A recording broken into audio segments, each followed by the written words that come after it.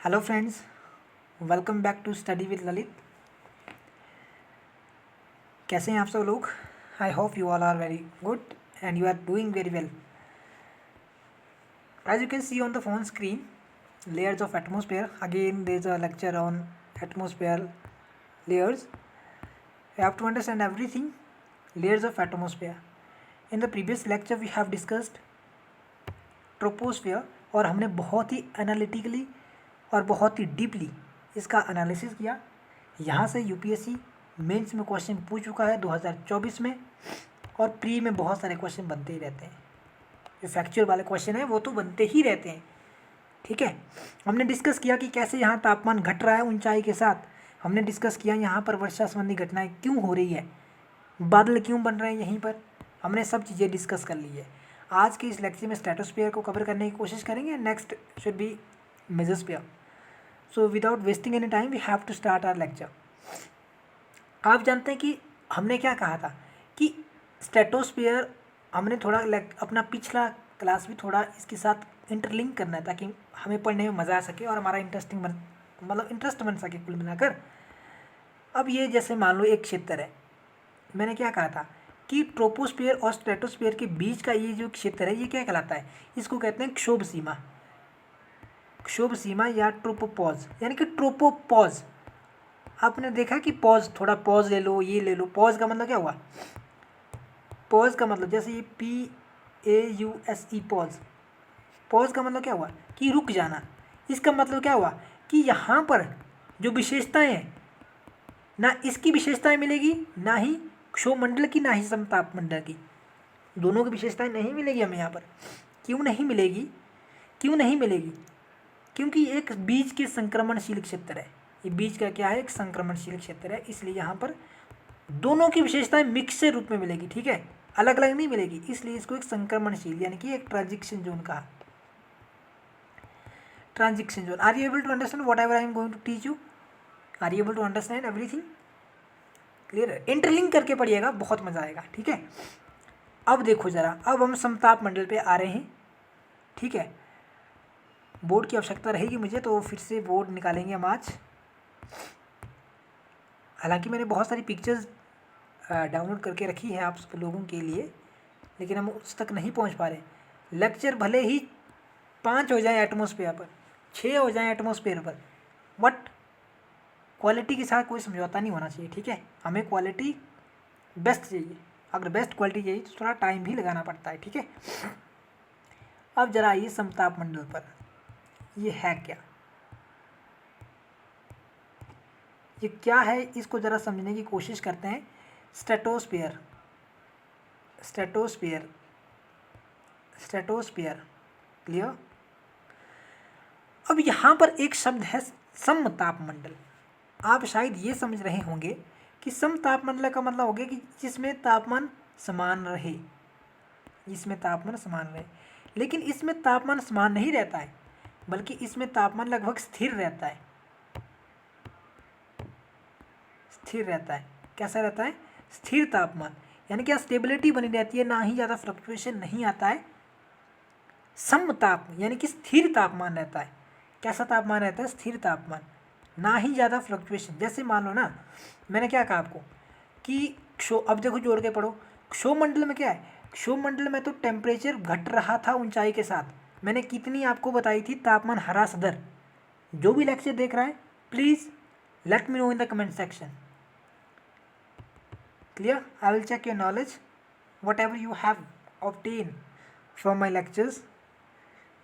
ठीक है, आपने कमेंट में डालना है कि कितना जो है तापमान ह्रास दर होता है। नॉर्मल लैप्स रेट कितना होता है पर किलोमीटर, या आप मीटर में बोलना चाहें तो उसमें भी निकाल सकते हैं। लेकिन समताप मंडल क्या है? समताप मंडल एक ऐसा मंडल जहाँ पर टेम्परेचर क्या रहता है? स्थिर रहता है। यहाँ फ्लक्चुएशन नहीं आ रहा है, यहाँ फ्लक्चुएशन नहीं आ रहा है। क्लियर? स्थिर तापमान रहता है, इसलिए इसको क्या क्या कहा जा रहा है? समताप मंडल, स्ट्रेटोस्फीयर। अब ये स्ट्रेटोस्फीयर है, इसकी हाइट भी होनी चाहिए कुछ।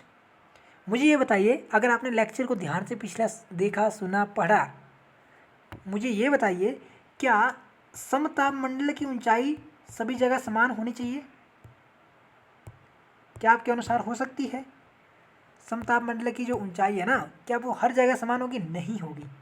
क्यों नहीं समान होगी? अब देखो, मैंने पिछली क्लास में क्या बताया था, क्षोभ मंडल की सर्वाधिक ऊंचाई कहाँ पर है? क्षोभ मंडल की सर्वाधिक ऊंचाई है विषुवत रेखा पर, विषुवत रेखीय क्षेत्र या विषुवत रेखा के वायुमंडल में। और सबसे कम कहाँ पर है? ध्रुवीय क्षेत्रों में। तो जहाँ पर सबसे कम है इसकी, यानी कि मान लो जैसे ध्रुवों में, जैसे मान लो ये माना आपने, ठीक है, और मैं इसको ये मान लूँ, ये है स्ट्रेटोस्फीयर मान लो, ठीक है, मान लो ये इसके ऊपर।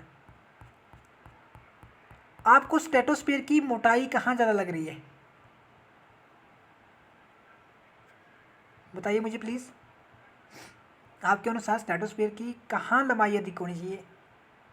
जो क्वेश्चन मैंने आपसे पूछे हैं, पिछली क्लास में मैंने पूछा था, तो उनका जवाब प्लीज़ दीजिए। आपको कहाँ पर स्ट्रेटोस्फीयर की ऊंचाई मोटाई अधिक दिख रही है? यहाँ पर आपको अधिक दिख रही है, और यहाँ पर आपको कम ऊंचाई दिख रही है। क्यों कम ऊंचाई? क्योंकि यहाँ पर किसका अनुपात अधिक है?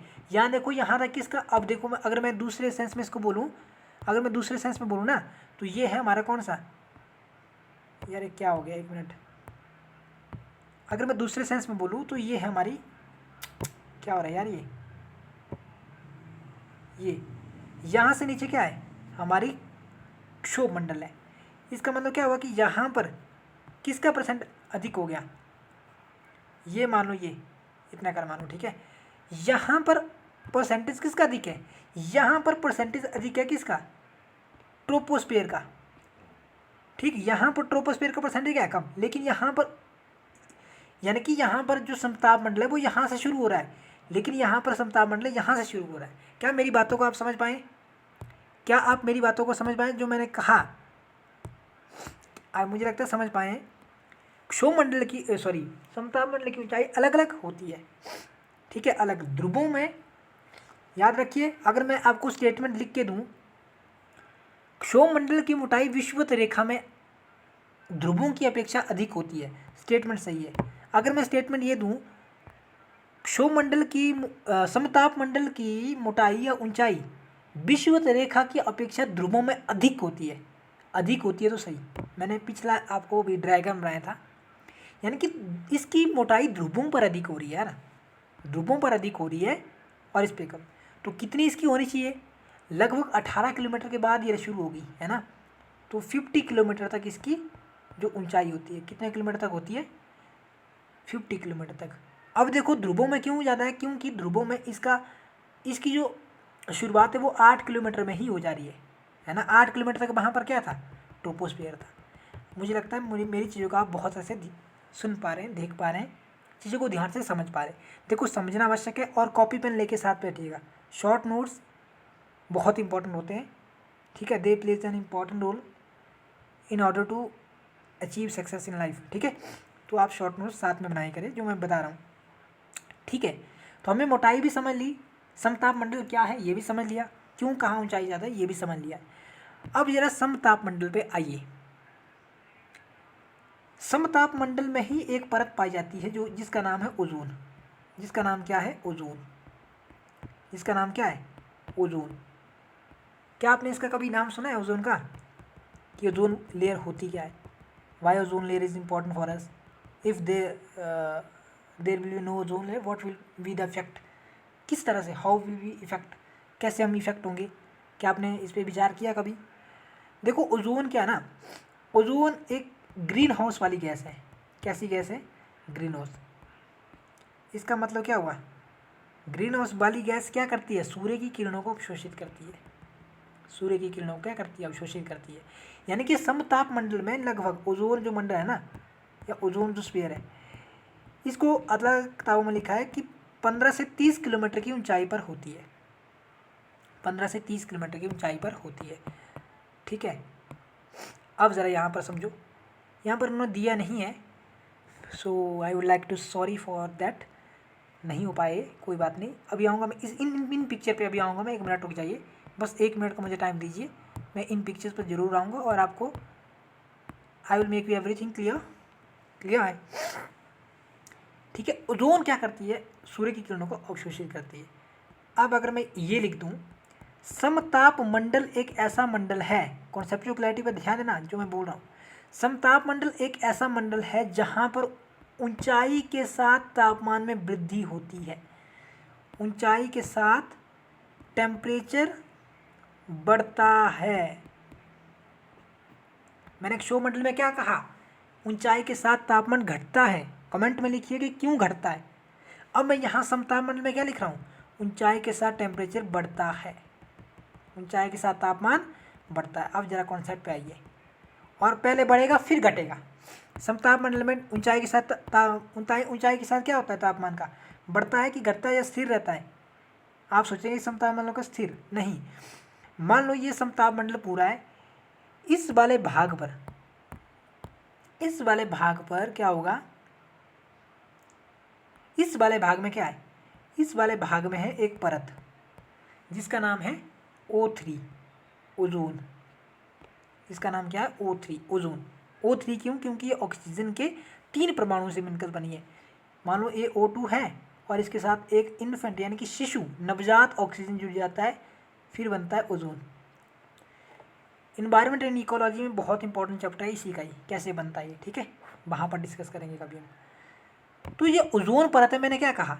ये एक ग्रीन हाउस गैस है और ग्रीन हाउस होने के नाते जो ओजोन है, ग्रीन हाउस गैस होने के नाते क्या है? ये सूर्य से आने वाली किरणों को क्या कर देती है? अवशोषित कर देती है। और सूर्य से आने वाली किरणों को जब ये अवशोषित करेगी, तो क्या ये गर्म नहीं हो जाएगी? गर्म नहीं हो जाएगी। गर्म नहीं हो जाएगी, बिल्कुल गर्म हो जाएगी। क्यों नहीं होगी गर्म?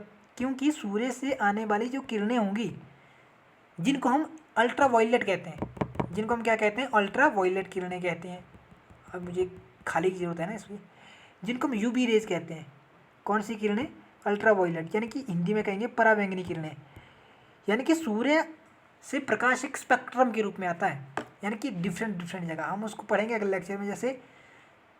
जैसे फोटोन के रूप में आएगा। जैसे मान लो एक्स रे है, गामा रे है, इंफ्रारेड है, अल्ट्रा वायलेट है, मैग्नेटिक रेज है हमारी, ठीक है, मैग्नेटिक रेज होगी, ठीक, अल्ट्रा वायलेट भी होगी। फिर एक आते हैं दृश्यमान प्रकाश, जिसको हम देख पा रहे हैं, वो केवल हम दृश्यमान प्रकाश को ही देख पाते हैं, ठीक है। तो ये अल्ट्रा वायलेट किरणों को क्या कर देती है? ओजोन कर देगी अवशोषित, एब्जॉर्ब। जब इसने अवशोषित किया तो मुझे ये बताइए कि जब कोई भी चीज़ अवशोषित करती है, जब कोई भी कहीं भी सूर्य की किरणों का अवशोषण हुआ तो वहाँ पर टेम्परेचर में वृद्धि होगी। क्यों होगी? क्योंकि ओजोन के कणों ने क्या कर दिया है?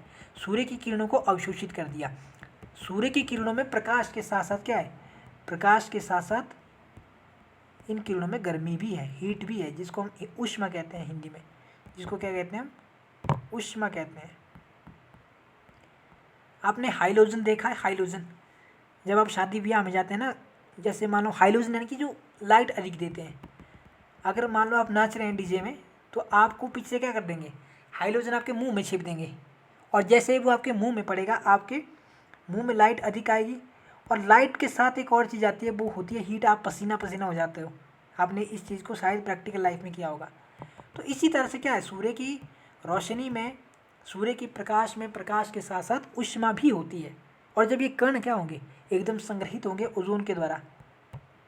ओजोन परत क्या कर रही है? पराबैंगनी किरणों को अवशोषित कर रही है। इसके कारण क्या हुआ? तापमान में वृद्धि हुई। तापमान में क्या हुई? वृद्धि। अब क्वेश्चन देखो, ये था हमारा ट्रोपोपोज, ये है हमारा क्षोभमंडल। यहाँ पर टेम्परेचर घट रहा है, यहाँ पर टेम्परेचर घट रहा है, यानी कि यहाँ पर इतना जो क्षेत्र है, यहाँ टेम्परेचर में क्या हो रही है? ऊंचाई के साथ हो रही है कमी। और ऊंचाई के साथ कमी हो रही है इस टेम्परेचर में। जब यहाँ पर ऊंचाई के साथ कमी हो रही है, यहाँ भी कमी हो रही है, समताप मंडल में है ना, समताप मंडल में भी कमी हो रही है, क्योंकि यहाँ टेम्परेचर कम है। लेकिन जैसे ही हम यहाँ पर आ रहे हैं ओजोन परत के आसपास, यहाँ टेम्परेचर क्या हो रहा है? यहाँ टेम्परेचर बढ़ रहा है। टेम्परेचर क्या है? यानी कि यहाँ पर टेम्परेचर कम था, यहाँ पर बढ़ गया। मतलब क्या हुआ? हाइट बढ़ गई, टेम्परेचर भी बढ़ गया। क्या आप मेरी बातों को समझ पा रहे हैं? यहाँ समताप मंडल में तापमान में ऊंचाई के साथ वृद्धि कैसे हुई? ओजोन परत के कारण। ओजोन परत 15 से 30 किलोमीटर की हाइट पे है, और नीचे तापमान हो गया कम, यानी कि निचले जो समतापमंडल है उसका तापमान कम है। क्यों? क्योंकि वो लगा हुआ क्षेत्र किससे? क्षोभ मंडल से। क्षोभ मंडल की जो विशेषता है उसको टच कर रही है, यानी कि यहाँ पर जो है ना ये वाली परत ऊपर वाली परत की अपेक्षा कम है। यहाँ पर जो हमारी ओजोन है वो ओजोन लेयर क्या होती है? उस ओजोन लेयर का तापमान सूर्य की गर्मी के कारण क्या हो गया? अधिक हो गया। और सूर्य की गर्मी के कारण अधिक होने के कारण यहाँ पर हो गया तापमान में वृद्धि। क्या हो गई? तापमान में वृद्धि। और जब तापमान की अधिकता हो गई, जब तापमान बढ़ गया, तो तभी तो बोला मैंने ऊंचाई के साथ तापमान में वृद्धि। देखो हमने कितना कॉन्सेप्चुअल तरीके से पढ़ा और हमें चीज़ें समझ आ गई, है ना? ठीक है। इस परत में बादल नहीं बनेंगे। बता सकते हैं कारण? बहुत इजी है। क्या मुझे आप बता सकते हैं कारण? अब हम साइंटिफिकली पढ़ रहे हैं यार, कॉन्सेप्चुअल पढ़ रहे हैं, चाहे हमारी 3 लेक्चर क्यों ना और हो, लेकिन हम कॉन्सेप्चुअल पढ़ेंगे। क्या आप मुझे बता सकते हैं कि बादल क्यों नहीं बनेंगे इस परत में? क्या आप मुझे बता सकते हैं कि बादल क्यों नहीं बनेंगे? मैंने क्या कहा? बादल क्यों बनेंगे? जब मान लो यहाँ पर हमारा तापमान क्या था? तापमान अधिक हुआ। यहाँ पर क्या था? तापमान अधिक सरफेस में। तो इसने क्या किया? जलवाष्प को अपने साथ ऊपर लिया, हवाओं को, क्योंकि हल्की हवाएं हमेशा ऊपर उड़ती हैं। अब आप इसको जान चुके हैं। ऊपर जाने के बादल कैसे बनेगा? जब ऊपर तापमान क्या हो जाएगा? कम हो जाएगा। और जब ऊपर तापमान क्या हो जाएगा? यहाँ पर तापमान, जब टेम्परेचर यहाँ पर कम हो गया, उसके कारण ही तो हवा में क्या हुआ? जलवाष्प को धारण करने की क्षमता खत्म होगी और उसने वहीं पर क्या कर दिया? बादलों के का निर्माण करना शुरू कर दिया। समतापमंडल में क्या है? अब जरा ध्यान समझिए। समतापमंडल में क्या है? समतापमंडल में क्या हो रहा है? ऊंचाई के साथ तापमान में वृद्धि हो रही है। ऊंचाई के साथ तापमान में क्या हो रही है? वृद्धि हो रही है। और जब ऊंचाई के साथ तापमान में वृद्धि हो रही है, अगर मान लो हवा चली भी, तो हवा में जलवाष्प को धारण करने की और भी क्षमता है। हालांकि यहाँ तक हवा नहीं पहुँच पाएगी। लास्ट हवा कहाँ तक पहुँचेगी? मैंने बताया था ट्रोपोपॉज, जहाँ पर जेट स्ट्रीम चलती है, उससे ऊपर हवा नहीं चलेगी। ठीक है। और जब हवा ही नहीं चलेगी, जलवाष्प ही नहीं पहुँचेगा, जलवाष्प ही नहीं पहुँचेगा, तो बादलों का निर्माण नहीं होगा।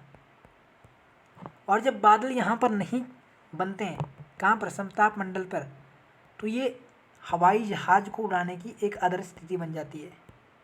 हवाई जहाज़ यहाँ पर उड़ते हैं और उनको उड़ाने की एक आदर्श स्थिति बन जाती है समतापमंडल पे। क्या आप बिल्कुल कॉन्सेप्चुअल तरीके से समझ गए कि कैसे कैसे हमारे जो समतापमंडल है उसमें ऊंचाई के साथ तापमान बढ़ रहा है? अब देखो, मैंने पिछली वीडियो में क्या बताया, नीचे बताया मैंने, ऊंचाई के साथ तापमान बढ़ रहा है। वो सिर्फ किसके संदर्भ में था?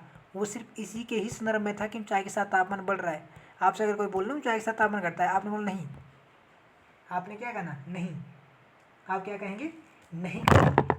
सॉरी, एक मिनट, यहाँ थोड़ा इश्यूज हो गया है कुछ।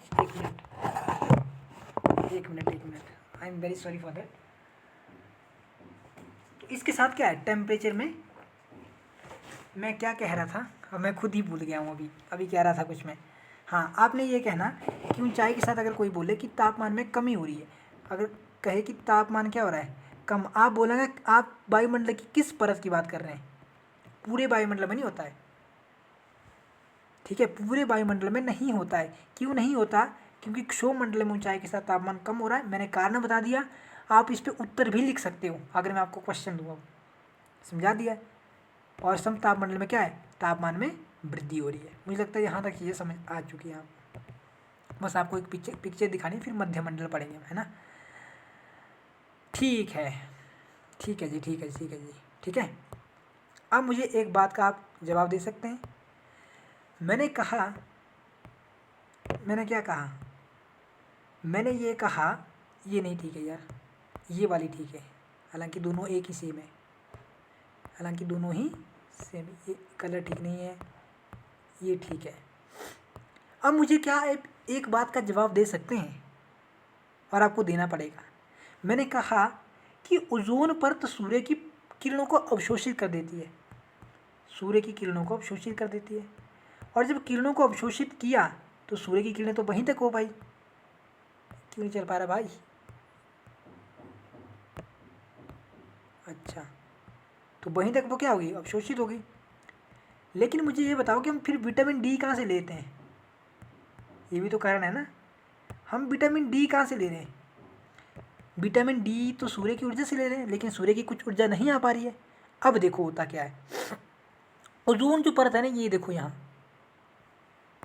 ओजोन परत में केवल UVA यानी कि अल्ट्रावायलेट ए होती है, अल्ट्रावायलेट बी होती है, अल्ट्रावायलेट सी होती है, ठीक है, अल्ट्रावायलेट सी होती है। अल्ट्रावायलेट सी को ओजोन परत अपने बाहरी घेरे में ही क्या कर देती है, ब्लॉक कर देती है, यानी कि इसको जाने ही नहीं देती है। इसको क्या है, जाने नहीं देती है, क्योंकि इसकी तरंग दैर्ध्य कम हो जाती है, यानी कि इसकी दूरी कम है ना यहाँ से, ठीक। अभी समझाएंगे आपको टॉपिक। यानी कि जो अल्ट्रावायलेट ए है, UVA, उसको क्या करती है, ओजोन परत हमारी धरातल तक जाने देती है। लेकिन ये सबसे घातक हमारे लिए, ये UVB यानी कि अल्ट्रावायलेट V हमारे लिए घातक है। अगर ये पहुंच गई कहाँ पर, वायुमंडल, हमारे वायुमंडल को क्रॉस करके हमारी पृथ्वी तक ही अगर मान लो पहुंच गई, तो ये हमारे लिए सबसे बड़ा डेंजरस का कारण, यानी कि खतरनाक स्थिति है। फिर अगर ये होगी तो ओजोन परत के क्या आपको नकारात्मक प्रभाव बता सकते हैं मुझे, कि क्या क्या पड़ सकते हैं। जैसे जलीय जीव जंतुओं पर इसका नकारात्मक असर पड़ सकता है, ठीक है। और जलीय जीव जंतु में मतलब बहुत सारी समस्याएं देखने को मिलेगी, रोग देखने को मिलेंगे। अगर वो रोग हमें, यानी कि मान लो मछली में कोई रोग उत्पन्न कर दिया इस तरह की बीमारी ने, और हम भी उसको, मान लो हमने उसको खाया, तो जो रोग उसके अंदर था तो वो रोग हमारे अंदर भी आएगा, ठीक है, वो रोग हमारे अंदर भी आएगा। इसको कहते हैं बायो एक्यूमुलेशन। इन्वायरमेंट में जब पढ़ेंगे ना, इसको बायो एक्यूमुलेशन कहते हैं। इन्वायरमेंट में जब पढ़ेंगे इस चीज़ को, ये इन्वायरमेंट में हम फिर से पढ़ेंगे, ठीक है। तो होता क्या है कि इस तरह से हमारे संरक्षण का कार्य करती है। मुझे लगता है आप यहाँ तक चीज़ों को समझ पाए हैं। अब हम जल्दी से मध्यमंडल की विशेषताओं को पढ़ना शुरू कर देते हैं, ठीक है। हम मध्यमंडल की विशेषताओं को पढ़ना शुरू कर देते हैं। किसकी विशेषताओं को पढ़ना शुरू कर देंगे, मध्यमंडल की। अब देखो जरा थोड़ा ध्यान से चीज़ों को, ठीक है। ये है मध्यमंडल, यानी कि सबसे नीचे है क्षोभमंडल, फिर उसके बाद है हमारा समताप मंडल, फिर है मध्यमंडल। तीसरी परत के बारे में हम पढ़ने जा रहे हैं आज अभी इस लेक्चर में। अब देखो होता क्या है, ये है मध्यमंडल और ये मध्यमंडल है समताप मंडल के ऊपर, समताप मंडल के ऊपर, इसके ऊपर की विशेषताएं हैं, ठीक है। इसके ऊपर की विशेषता ये समताप मंडल, किसके ऊपर की विशेषताएं हैं, इसके ऊपर की विशेषताएं, किसके ऊपर की, मध्यमंडल की विशेषताओं के ऊपर की विशेषताएं। इसकी जो हाइट है वो है लगभग 50 से लेकर 80 किलोमीटर तक की, वायुमंडल में 80 किलोमीटर तक की इसकी क्या है, इतनी इसकी हाइट है। हमने क्या बोला कि आपकी 18 किलोमीटर तक की लेंथ किस में आ रही है, सॉरी ऊंचाई किस में आ रही है, वो आ रही है क्षोभमंडल में। फिर 50 तक आ रही है किसकी, 50 तक आ रही है हमारी समताप। फिर मध्यमंडल की कहाँ तक आ रही है, मध्यमंडल की आ रही है 50 से लेकर 80 किलोमीटर, 50 से लेकर 80 किलोमीटर मध्यमंडल, ठीक है, मध्यमंडल। अब देखो जरा समझिए, इस बात को समझिए, बहुत ध्यान से समझिए। अब ये मध्यमंडल हम पढ़ने जा रहे हैं। जैसे मैंने कहा कि इसकी जो हाइट निकल के आ रही है वो कितनी है, मध्यमंडल की हाइट है 50 से लेकर 80 किलोमीटर तक के बीच में। ये जो मध्यमंडल है ना, ये मध्यमंडल, इसमें ऊंचाई के साथ तापमान में कमी आती है। क्यों आती है अब समझा रहा हूँ मैं, साइंटिफिकली चीज़ों को, यानी कि हम ज्योग्राफी के अनुसार ही पढ़ रहे हैं, जिस तरह से हमें पढ़ना चाहिए कि क्यों कैसे कैसे हो रहा है ना। ऊंचाई के साथ तापमान में कमी, मैंने नीचे क्या कहा देखो, अब आप कंफ्यूज मत हो जाना, है ना। मैंने क्षोभमंडल में कहा ऊंचाई के साथ तापमान में कमी आ रही है, ऊंचाई के साथ क्या हो रहा है, तापमान में कमी आ रही है। और मैंने समताप मंडल में क्या कहा, समताप मंडल में ऊंचाई के साथ वृद्धि आ रही है। क्यों, क्योंकि वहाँ पर थी ओजोन परत जिसने सूर्य की किरणों को अवशोषित किया। आपको यकीन नहीं होगा कि ये जो मध्यमंडल है ना, ये मध्य मंडल हमारी वायुमंडल की सबसे ठंडी परत है और यहाँ पर -100 डिग्री सेल्सियस टेम्परेचर चला जाता है, कई बार -80 डिग्री सेल्सियस, ठीक है, -400 डिग्री सेल्सियस, ऐसे करके माइनस में टेम्परेचर चला जाता है इसमें। किसमें? माइनस में। ऐसा क्यों है कि यहाँ पर तापमान ऊंचाई के साथ कम हो रहा है, ऊंचाई के साथ तापमान कम हो रहा है। देखो, तापमान को वृद्धि लाने के लिए, यानी कि तापमान को बढ़ाने के लिए जो गैसेस उत्तरदायी हैं वो है लगभग ग्रीन हाउस गैसेस या अन्य गैसेस, जैसे हमारी CO2 है, हमारी ओजोन गैसेस है, ठीक है, मीथेन गैसेस है, ठीक। ये जो जितनी भी गैसेस है ना, ये निचले वायुमंडल में संकेंद्रित है। कारण फिर से वही है कि ये अपेक्षाकृत भारी गैसेस है। आपने देखा कि जो ओजोन लेयर है वो कहाँ पर स्थित है, वो ओजोन परत कहाँ पर स्थित है, वो है समताप मंडल पे। वो कहाँ पर स्थित है, जिसने क्या किया, समताप मंडल के टेम्परेचर को क्या किया था, बढ़ा दिया था। और जब इसने समताप मंडल की चीज़ों को बढ़ा दिया, बोलने का मतलब ये है कि इसने समताप मंडल के टेम्परेचर को क्या कर दिया, बढ़ा दिया, क्योंकि इसने सूर्य की किरणों को क्या किया, अवशोषित किया। और सूर्य की किरणों को अवशोषित करने के परिणाम स्वरूप क्या हुआ, तापमान में वृद्धि हुई, है ना। क्या समझ पा रहे हैं आप चीज़ों को? तो मध्य मंडल में तापमान ऊंचाई के साथ कम क्यों हो रहा है, मैं यही बताना चाह रहा हूँ, क्योंकि यह है ऊपरी वायुमंडल का हिस्सा। ये किसका हिस्सा हो गया, ऊपरी वायुमंडल में आ गया। और ऊपरी वायुमंडल में मैंने बताया था कि गैसों की कमी है। अब देखो जरा इसको थोड़ा और समझो, कैसे क्या है। अब देखो, आपको पता है कि जब गैसों के कण आपस में क्या रहेंगे, संघनित रहेंगे, जहाँ पर गैसों की मात्रा अधिक होगी ना, मान लो ऐसे करके, तो इनके द्वारा निर्मुक्त होने वाली ऊर्जा क्या होगी, इनके द्वारा रिलीज होने वाली ऊर्जा की मात्रा अधिक होगी। और जब ऊर्जा की मात्रा अधिक हो जाएगी तो तापमान में भी क्या होगी, तापमान में भी वृद्धि देखी जाएगी। लेकिन समस्या क्या है, अब देखो सारी गैसेस क्या है, यानी कि आप जानते हैं कि हमारा जो वायुमंडल है उसकी जो दो सबसे प्रमुख गैसेस हैं वो है नाइट्रोजन और दूसरी है ऑक्सीजन। इन दोनों का ही प्रतिशत हमारे वायुमंडल में कितना % है, इन दोनों का ही % हमारे वायुमंडल में 99% है। यानी कि 99% यही गैसेज हैं। ये दो गैसेज ही 99% कवर करती है हमारे वायुमंडल का। अगर मान लो 99% यही है और ये गैसें भारी भी हैं, और भारी होने के कारण ये गैसें कहाँ पर है, निचले वायुमंडल में, निचले वायुमंडल में। और ऊपर जो कुछ बची गैसेज हैं, जैसे हमारी ओजोन परत, वो कहाँ पर हो रही है खपत, समताप मंडल पे। इसका मतलब क्या है कि ऊपर टेम्परेचर कम होने के कारण क्या है, मध्य मंडल में तापमान कम होने के कारण, तब मतलब तापमान के कम होने के कारण क्या, वहाँ पर गैसों की मात्रा ही कम है, गैसों की मात्रा ही कम है। पहला कारण तो ये कि गैसों की क्या है, वहाँ पर मात्रा कम है। जब गैसों की मात्रा कम होगी तो इसका मतलब क्या है, जो ऊर्जा गैसों के माध्यम से मिलनी चाहिए, जैसे ये कण आपस में क्या है, मिले हुए हैं, तो इनके द्वारा जो ऊर्जा निर्मुक्त की जानी थी उसकी मात्रा क्या होगी, कम होगी। गैसों की मात्रा क्या होगी, कम है। और गैसों की मात्रा कम होने के साथ एक बहुत बड़ा कारण क्या है कि यहाँ पर जो गैसेज पाई जाती है ना, जो गैसेज पाई जाती है उनका प्रतिशत ही 1% है, केवल 1%। यानी कि एक तो 1% है गैसेज, ठीक। और वो भी कैसी गैसें जो अस्थाई है, अपना रूप बदलती रहती है, ठीक है। और वो भी ऐसी गैसें जिनका प्रतिशत वायुमंडल में केवल 1% है, जिनका प्रतिशत कितना है, केवल 1% है। और 1% होने के कारण क्या है, 1% होने के कारण यहाँ पर गैसेज की मात्रा कम हो जाएगी। और गैसेज की मात्रा कम होने के कारण क्या होगा, गैसेज की मात्रा कम होने के कारण तापमान में कमी दिखाई देती है, तापमान में कम। मैंने इस चीज़ को आपको प्रूफ कर दिया है पहले ही, हालांकि अब मैं उन चीज़ों को अप्लाई कर रहा हूँ यहाँ पर। जो शुरुआत की वायुमंडल की 2 क्लासेस थी, वायुमंडल पार्ट 1, वायुमंडल पार्ट 2, उनमें ही हमने बहुत सारी चीज़ें डिस्कस कर ली, बस यहाँ पर अब अप्लाई करने हैं। तो इसलिए यहाँ पर तापमान में कमी क्यों, क्योंकि यहाँ पर गैसेज की मात्रा क्या होगी, गैसेज की मात्रा होगी कम, क्योंकि वो क्या है, भारी गैसेज नीचे होगी। अब गैसेज हैं भी, अगर मान लो गैसेज रह भी गई तो वो गैसेज कैसी हैं, हल्की गैसेज है।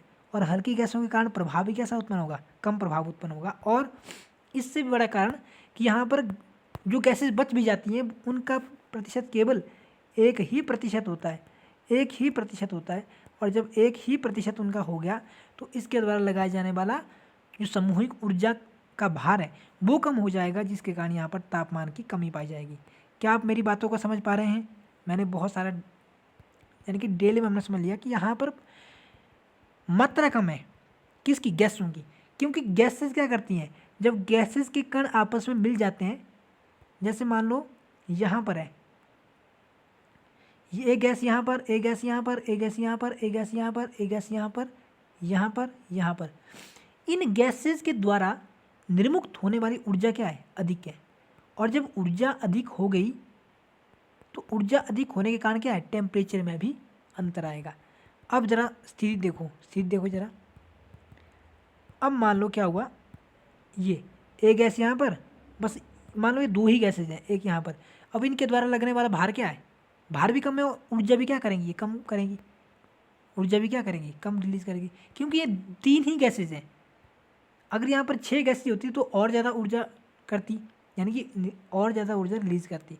यहाँ पर क्या है, वो चीज़ें कम ही है, इसके कारण ऐसा हो रहा है। क्या मेरी बातों को समझ पा रहे हैं? ठीक है। यहीं पर क्या होता है ना, इसी मंडल में, इसी परत पर उल्कापिंड जो अंतरिक्ष से आते हैं, उल्कापिंड जो अंतरिक्ष से आते हैं वो यहाँ पर जलना शुरू हो जाते हैं। अब ऐसा क्यों है कि जलना शुरू हो जाते हैं? जो उल्कापिंड है ना, हमारी अंतरिक्ष से जो उल्कापिंड है, अब थोड़ा इनको समझ लेते हैं कि है क्या, ये मीटेरॉइड्स क्या होते हैं। अब देखो, मान लो ये ग्रह कोई है, ये कोई क्षुद्र ग्रह, यानी कि ये प्लेनेट है और ये एस्ट्रॉइड है। इन एस्ट्रॉइड और प्लैनेट्स का टूटा हुआ हिस्सा ही, यानी कि इनका जो टूटा हुआ हिस्सा होता है वो क्या होता है, टूटा हुआ हिस्सा, यानी कि जो छोटे छोटे चट्टानी टुकड़े होते हैं ना, उनको कहते हैं उल्कापिंड। यानी कि बोलने का मतलब ये है कि ग्रह तथा क्षुद्र ग्रह, यानी कि जो क्षुद्र ग्रह होंगे उनका ही टूटे छोटे छोटे चट्टानी टुकड़े, उनके ही टूटे छोटे छोटे चट्टानी टुकड़े जो सूर्य के चारों ओर क्या करते हैं, चक्कर लगा रहे हैं, उनको कहेंगे उल्कापिंड। और ये उल्कापिंड जैसे ही हमारे वायुमंडल के मध्यमंडल में प्रवेश करते हैं, ये जलने लग जाते हैं। और जब जल जाएंगे इसका मतलब क्या है, हमारे वायुमंडल को इफेक्ट नहीं करेंगे। अगर ये गिर जाते हैं तो हमें बहुत सारी चीज़ें देखने को मिलेंगी, अभी मैं इसका इफेक्ट बताऊंगा। अब हमने साइंटिफिक तो पढ़ना ही है। अब ये जलते क्यों है भाई, क्योंकि हमने पढ़ना है कॉन्सेप्चुअल, रट्टाफिकेशन नहीं करना कि हाँ ऐसा हो रहा है, ऐसा क्यों हो रहा है, ये तो जानना हमें। क्योंकि मध्यमंडल में क्या है, यहीं पर ही ऑक्सीजन की उच्चतम मात्रा है। उच्चतम मात्रा का मतलब ये हुआ कि जो ऑक्सीजन है वो अंतिम रूप से यहीं तक पाई जा रही है, यानी कि 64 किलोमीटर की हाइट तक ही पाई जा रही है। और जब यहाँ तक ही पाई जा रही है ऑक्सीजन, और आपको पता है कि दहन के लिए सबसे इम्पोर्टेंट गैस कौन है, वो है ऑक्सीजन। यानी कि किसी भी चीज़ को जलने के लिए कौन सी गैस रिस्पॉन्सिबल है, ऑक्सीजन। अगर ऑक्सीजन नहीं होगी तो जला के दिखाइए आप। अगर हवा नहीं आ रही है, ऑक्सीजन नहीं है, तो जलना तो दूर की बात, नहीं जल पाएगी चीज़ें ना, धुआं ही धुआं उठेगा। कोई अगर आग, आपने प्रैक्टिकल लाइफ में देखा होगा कि आग जब जलाते हैं, आग जलाने के लिए क्या चाहिए, ऑक्सीजन भी चाहिए, लकड़ी वगैरह भी चाहिए, ठीक है। तो इस तरह से ये बदल रही है ऑक्सीजन। तो इसकी उपस्थिति के कारण ऐसा हो रहा है। माफ़ कीजिए, 1 मिनट, हाँ ठीक है। अब इसकी उपस्थिति के कारण क्या हो रहा है, ऐसा हो रहा है ऑक्सीजन की उपस्थिति के कारण। क्योंकि जैसे कोई बाहरी पिंड आया, उसके पास क्या, अपना एक घर्षण बल है, अपना एक क्या है, घर्षण बल है। अब मान लो यहाँ पर एक ऑक्सीजन की परत है, ऑक्सीजन, यहाँ पर क्या, ऑक्सीजन अधिक है, तो इसके द्वारा क्या घर्षण उत्पन्न है। और घर्षण और गुरुत्वाकर्षण से क्या होगी, ऊर्जा निर्मुक्त होगी। और ऊर्जा को जलाने के लिए यहाँ पर ऑक्सीजन है, यहाँ पर क्या है, ऑक्सीजन है। इसके कारण क्या होगा, यहाँ पर उल्कापिंड जल जाते हैं।